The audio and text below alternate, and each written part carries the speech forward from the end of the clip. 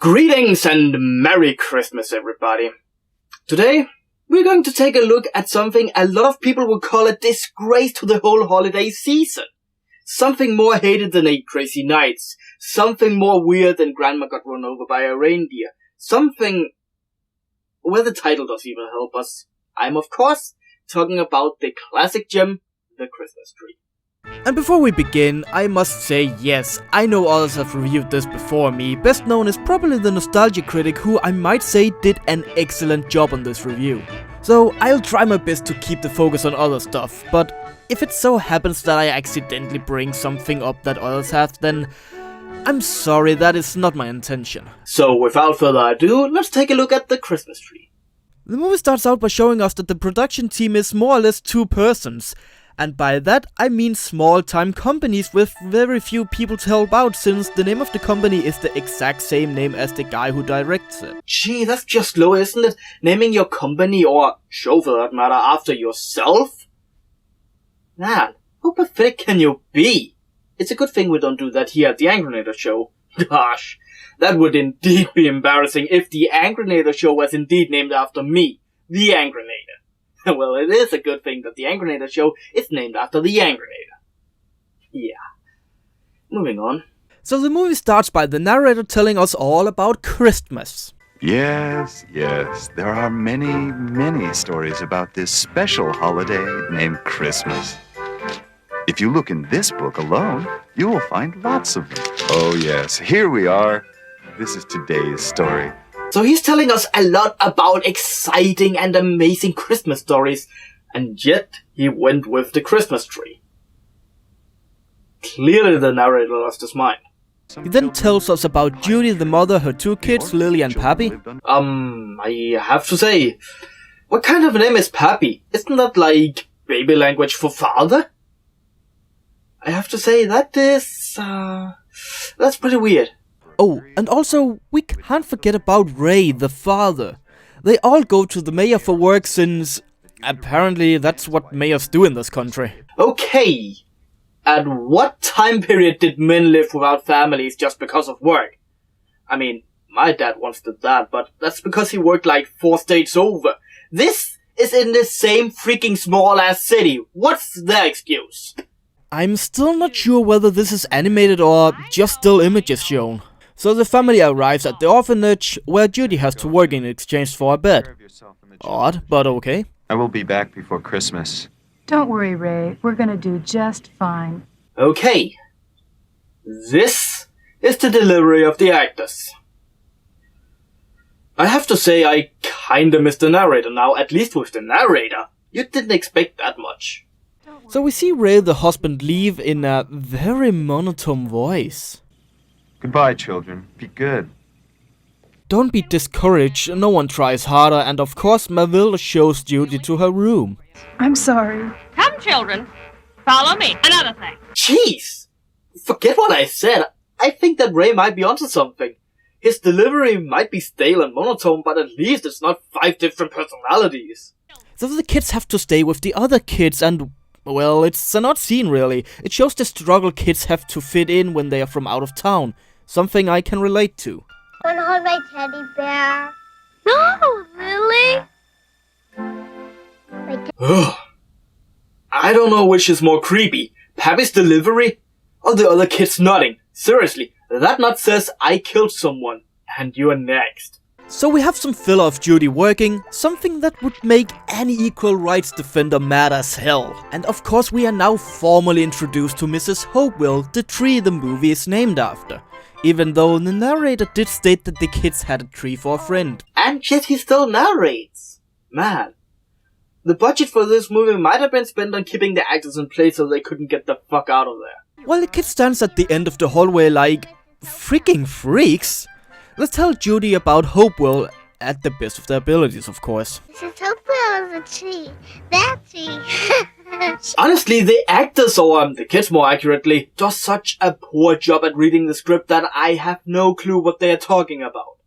He takes care of us. When I'm scared, I think about her branches like arms holding me. Seriously, was this a family project? Did they have one mother, one father, and then their kids to voice this movie? Licorice? Now who's Licorice?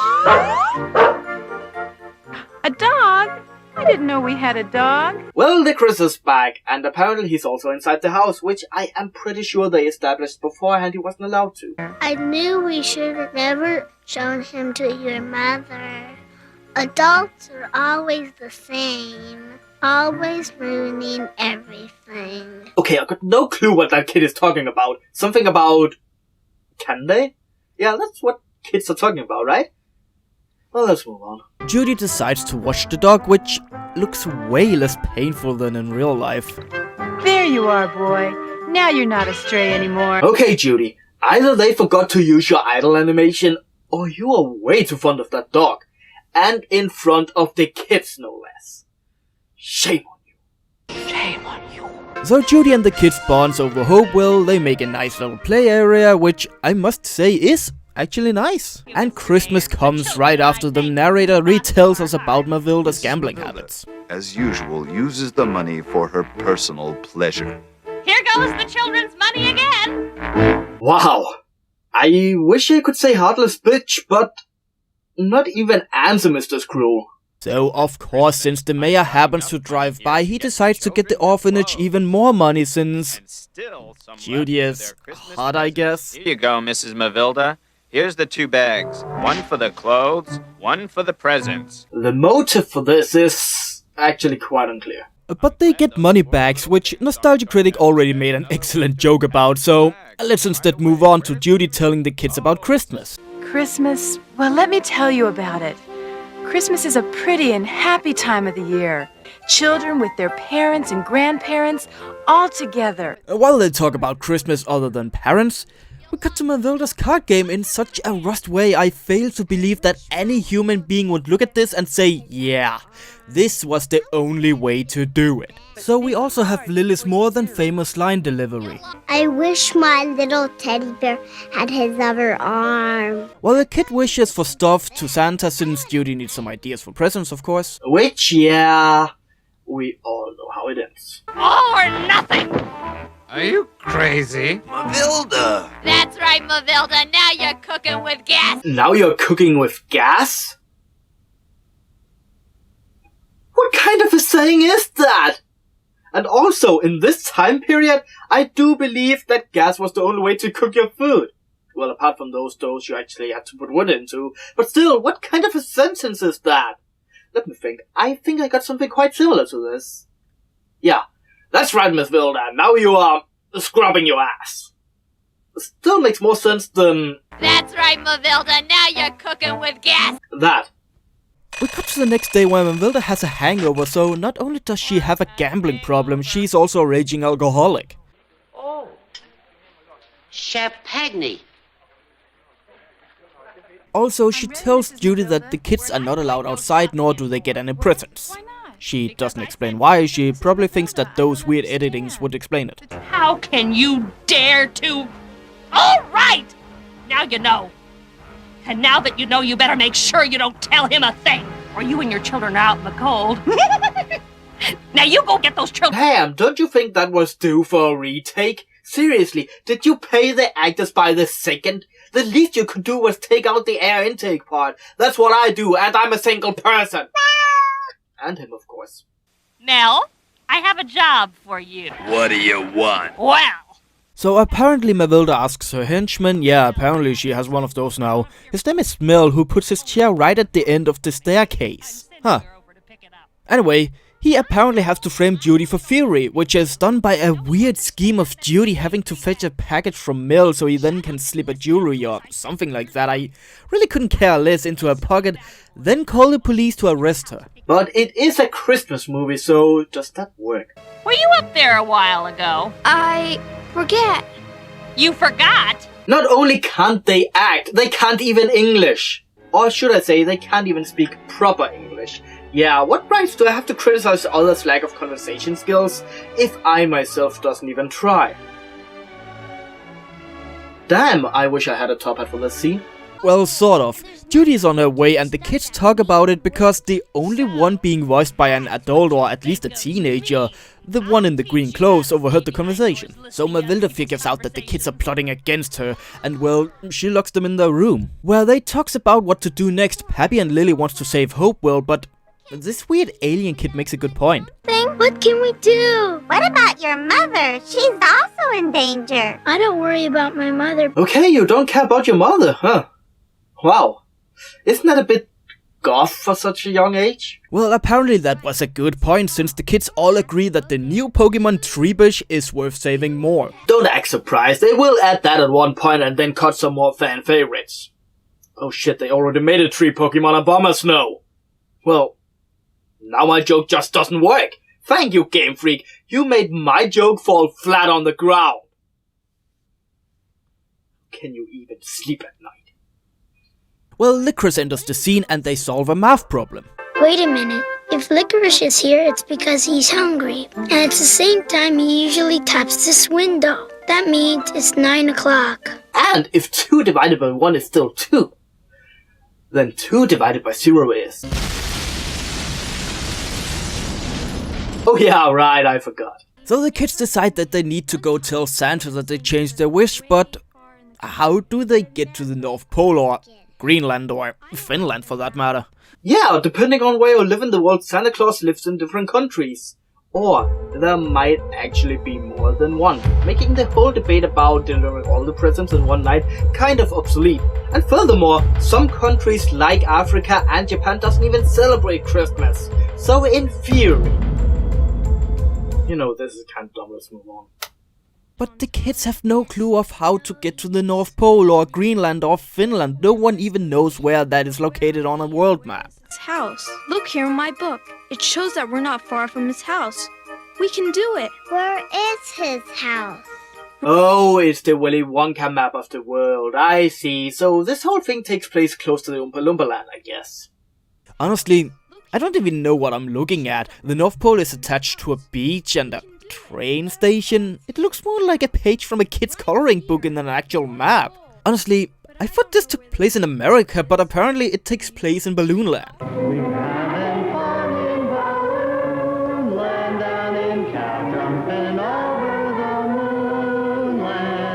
Well, anyway, even though they have a map, none of them knows where the North Pole is anyway. A shame they didn't saw the Animaniacs at the orphanage, then they would have known. Norway and Sweden and Iceland and Finland and Germany now one piece. He knows where the North Pole is. Well, apparently Licorice knows the way there, since apparently he goes there in his spare time. So Pappy leaves with Licorice and a sled, and we then cut to Judy not being able to get the package from Matilda, so she's not in trouble due to luck. I'm sorry, but you gotta turn around and go back. Merry Christmas, ma'am. Merry Christmas. And what did Pappy say? I don't worry about my mother because I know she can defend herself. Something about being able to defend herself, right? Yeah, right, kid. She got lucky. Real lucky. Do I feel lucky? Well, do you, punk? So Licorice and Pappy is on their way again, but they got a stowaway. It's me, Pappy. Don't be mad, Pappy. Okay, I know I shouldn't ask about this when I really don't want the answer, but... Did this kid drink before recording? I mean, she's slurping those words so much I can't understand a thing. Not when you go through the window. So they have an oddly placed talk about not sneaking out, and well, I don't give a shit. The dog barks to get the script going, so I guess we should follow. But on their way there, they stumble upon a bear and, well, it's rather weird.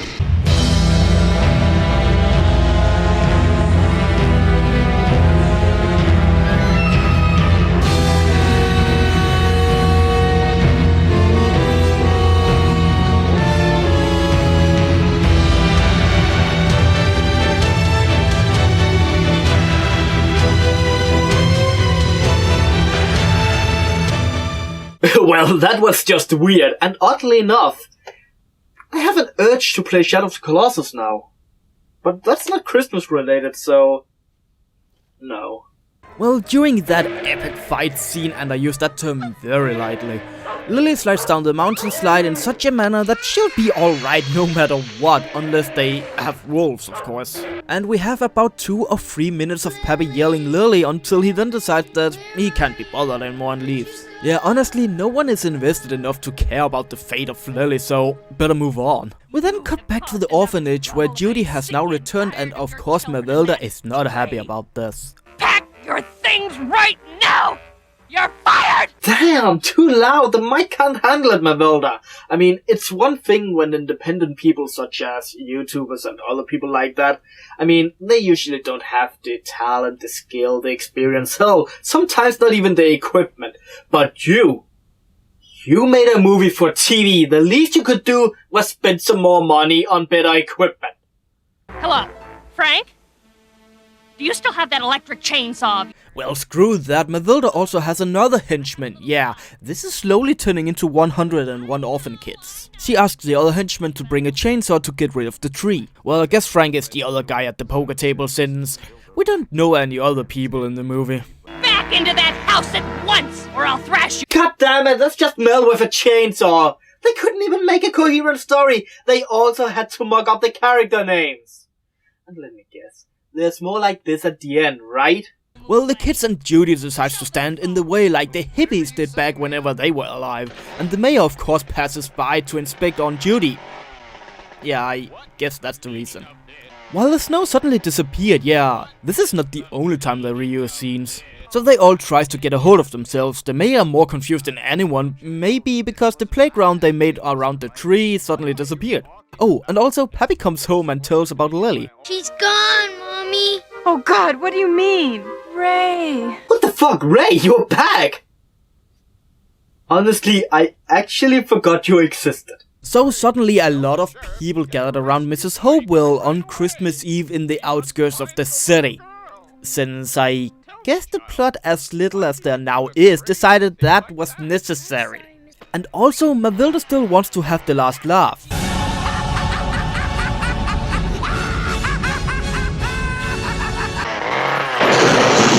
But either Zeus or Thor decides that the tree was worth saving since it can be turned into paper later to create Hercules 2 straight to DVD and VHS, of course. Well, shit like this happens. The moral of the story is, do not mess with the gods of Valhalla and or Olympus. So to make matters worse, the flying Coca-Cola commercial comes in to deliver Lily, and we see that Ray suddenly found another wife, which is Wilma from the Flintstones. What a weird end. No, apparently that's just a lousy cameo, or should I say ripoff. And they all live happily ever after. But one thing still bothers me.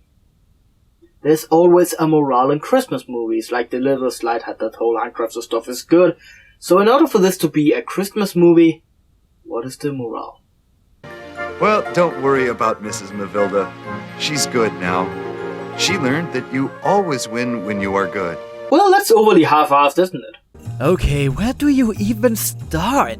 How about this entire thing either is the most amateurish piece of garbage I've ever seen, or maybe it is a cover-up for drug money. Either one would make sense. The characters are stale, they barely even move, the actors barely even try, and they use real kids. I mean, points for that, but seriously, did you have to choose someone that just learned to speak yesterday? The pacing is god-awful, it's all over the place, one part does this only to retcon it slightly after. The animation is atrocious, the ice for instance feels dead and soulless. And they barely even move, half the time I thought it was a coloring book they filmed and just added voiceover. Which I've seen people do on television, and that was unacceptable. The cutting and editing, not to mention the voiceover, is just bad. So bad that I don't think I've seen anything worse in my time on this show. Sure, elf balling was bad and the happy elves was so fucking annoying, but this just feels bad. There's nothing good about it. I would barely recommend it for people who want to laugh at stuff. I mean, there's certainly better stuff out there in that category. Still, I have to say you should watch this just to see how low humanity can sink when it comes to entertainment for kids. And I should know, I saw fucking soap opera as a kid. Well, that was just bad and awful, right? So tune in next time where we take a look at the presents I got from Santa Claus. Yeah, he actually sent them early to me. I don't know why, maybe because he knows I'm busy this time of year. Well, anyway, Merry Christmas, Happy Hanukkah, Merry Light Day, Happy whatever else you celebrate.